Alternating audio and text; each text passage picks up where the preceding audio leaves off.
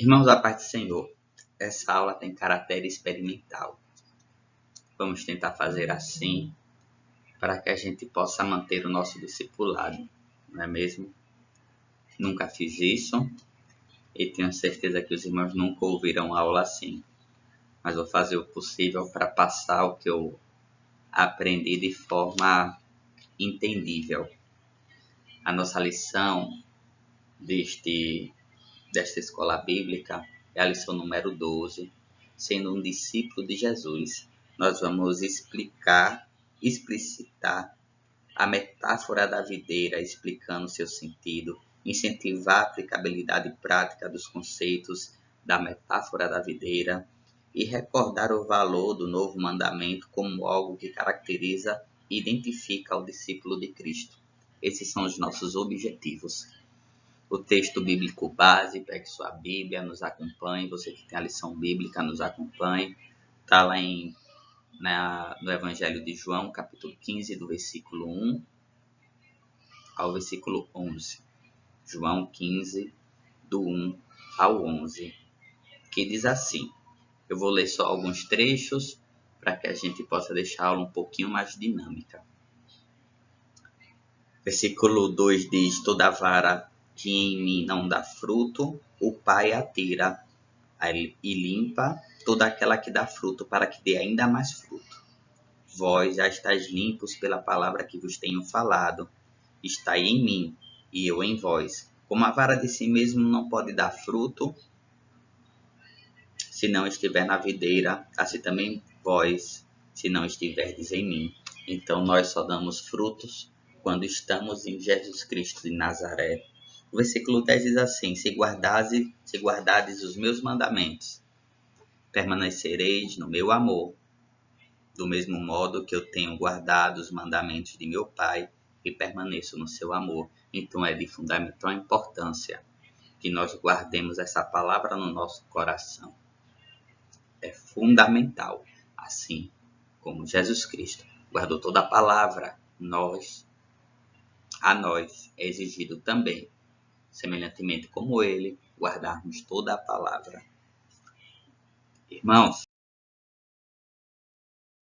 no Evangelho de João, capítulo 8, versículo 31 e 32, Jesus dizia, pois, aos seus discípulos que criam nele: se vós permanecerdes na minha palavra, verdadeiramente sereis os meus discípulos, e conhecereis a verdade, e a verdade vos libertará.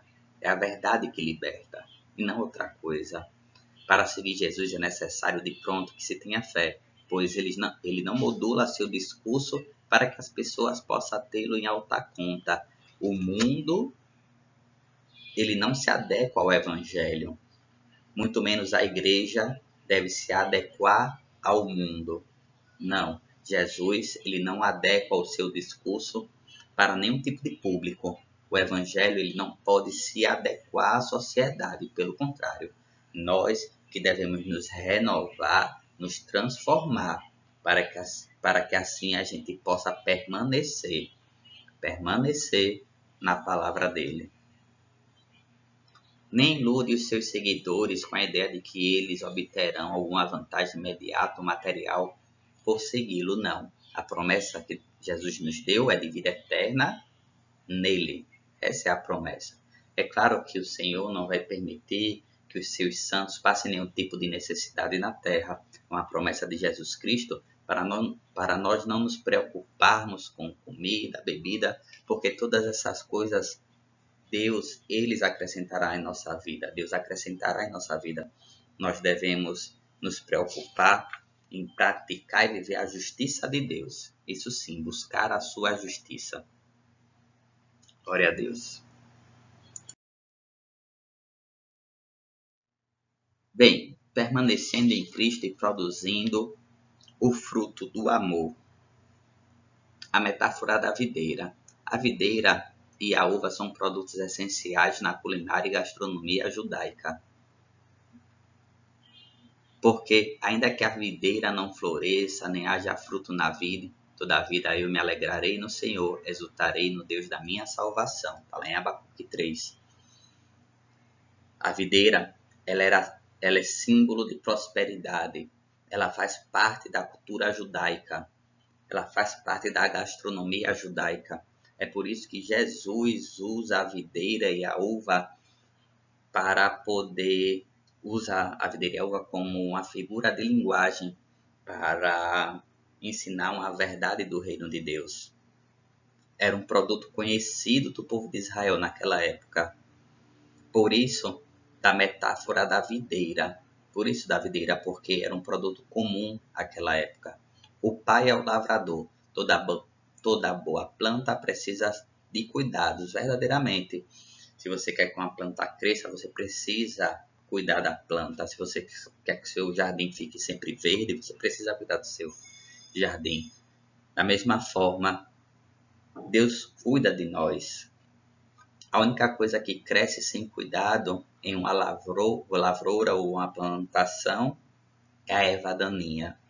Deus, Ele cuida de você, Ele cuida de mim, Ele é o lavrador, Ele cuida da sua colheita.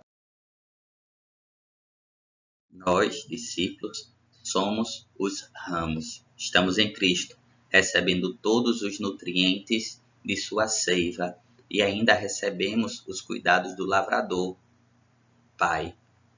João 15:2 diz: e limpa toda aquela que dá fruto para que dê mais fruto.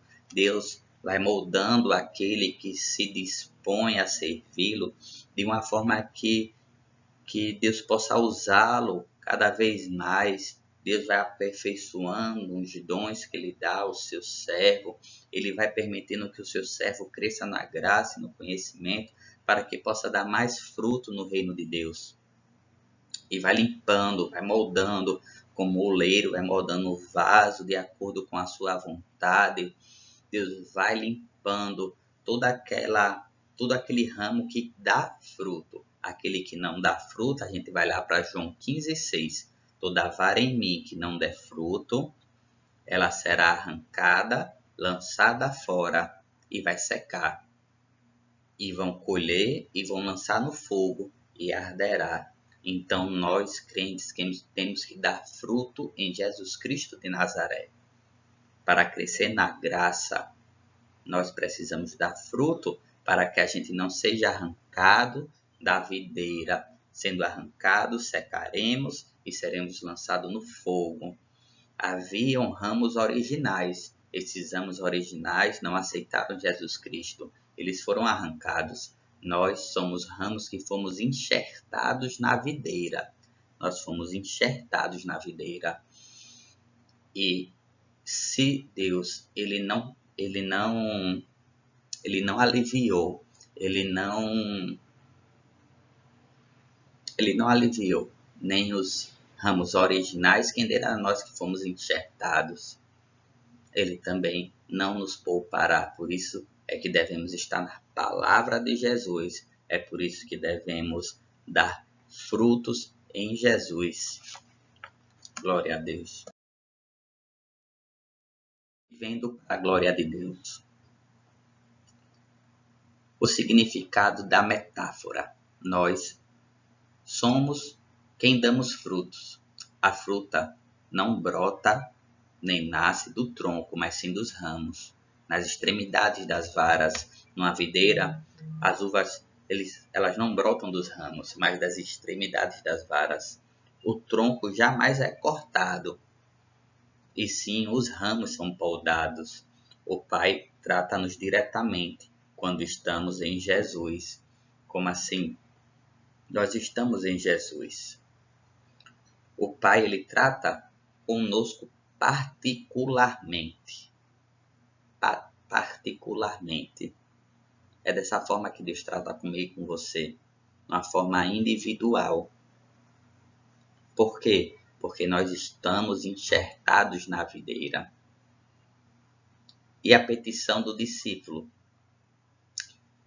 Só poderemos pedir tudo aquilo que quisermos se estivermos em Cristo, e estando nele, certamente as nossas petições serão condizentes com a sua vontade. Aquele que é nascido de novo, aquela nova criatura, ele busca estar no centro da vontade de Deus. Ele busca que o seu coração, o desejo dele é que o seu coração esteja alinhado com o coração de Deus, a sua vontade esteja de acordo com a vontade de Deus. Se a nossa vontade está de acordo com a vontade de Deus, nós poderemos pedir qualquer coisa, e ela nos será acrescentada. Qualquer coisa que pedirmos, certamente Ele nos atenderá. Por quê? Porque a nossa vontade está alinhada com a vontade dEle. Estando nele, nossas petições jamais serão egoístas ou mesquinhas, pois estamos em consonância com a natureza dEle. A glorificação do Pai através da vida do discípulo. Nisto é glorificado meu Pai, que deis muito fruto, e assim serei meus discípulos. Somos chamados para dar fruto. Louvado seja o nome do Senhor. O amor como característica identitária do discípulo de Jesus. 3.1 A frutificação abundante como prova do discipulado. O fruto subjetivo, que é a vivência do amor, produzirá o fruto objetivo, que é justamente o testemunho externo de nossa fé e do reinado de Deus em nossa vida. O que é o fruto da videira? É o nosso testemunho de vida. É o que nós vivemos na palavra. A palavra, ela é para ser vivida. Esses são os nossos frutos. O fruto subjetivo é o amor. O fruto objetivo é a prática desse amor.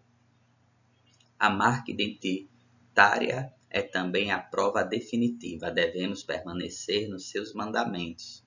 O meu mandamento é este, que vos ameis uns aos outros, assim como eu vos amei. João 15:12. Identificação completa com a natureza divina. Tenho-lhes dito isso, estas palavras, para que a minha alegria esteja em vocês e a alegria de vocês seja completa. João 15:11. Nada poderá nos separar do amor de Deus que está em Cristo Jesus, nosso Senhor. Então, identificação completa com a natureza divina. Qual é a identificação completa com a natureza divina? É nossa alegria estar em Cristo, é nós estarmos em Cristo. Se nós estivermos em Cristo, Cristo estará em nós. E assim nós seremos um, assim como Ele é com o Pai. Amém. Glória a Deus. Conclusão. Enquanto vivemos, somos discípulos de Cristo e por isso devemos permitir que o Espírito Santo nos molde e talhe segundo o perfil vivido pelo nosso Salvador.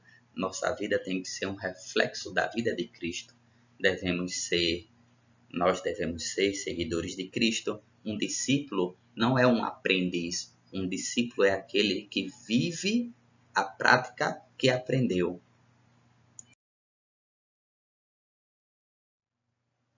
O mestre deixou de fazer a sua vontade para realizar a do seu Pai. Amou a todos os seus discípulos, mesmo quando eles lhe abandonaram, e assim cumpriu em si mesmo o que recomendara que devemos fazer. Em vez de um capricho ou coisa parecida na realidade, o Filho de Deus visa a completude de nossa alegria. Por quê? Porque a nossa alegria não deve estar neste mundo, neste século, mas sim na presença gloriosa de Deus. Meus irmãos, nós finalizamos por aqui. Espero que eu tenha sido breve e que os irmãos tenham conseguido acompanhar.